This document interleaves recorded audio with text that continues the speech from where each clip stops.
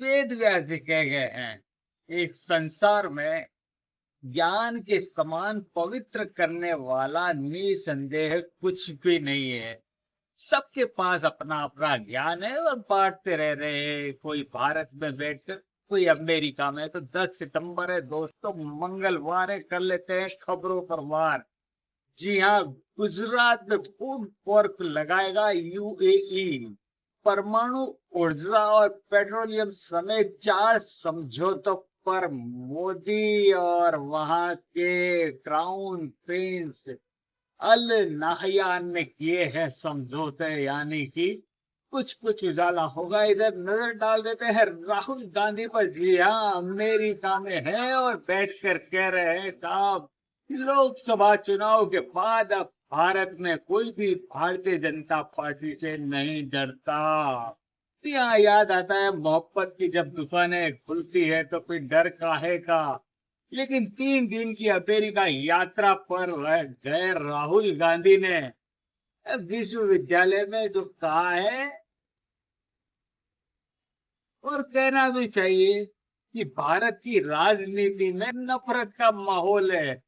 अब नफरत दिलों में हो या दिमाग में, इसका फैसला तो जनता करेगी।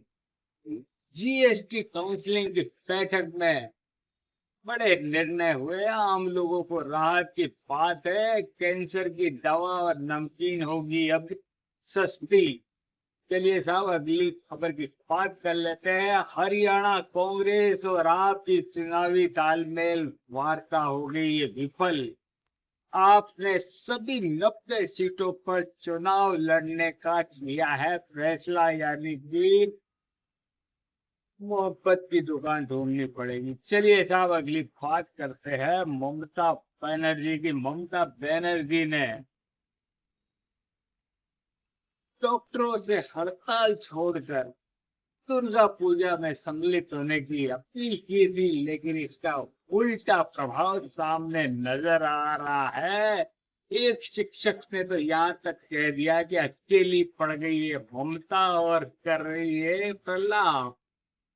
अगली खबर साहब, ममता जी की भी सुन ले। ममता जी कह रही है कि संजय रॉय नहीं राय है और बिहार के रहने वाले हैं। यानी कि कोलकाता कांड को भारी बनाम बंगाली बनाने का प्रयास कर रही है ममता। तो लोगों के पास अलग अलग पासे हैं, देखते हैं किसके पासे कहां पड़ते। तब तक के लिए लेता हूं विदा।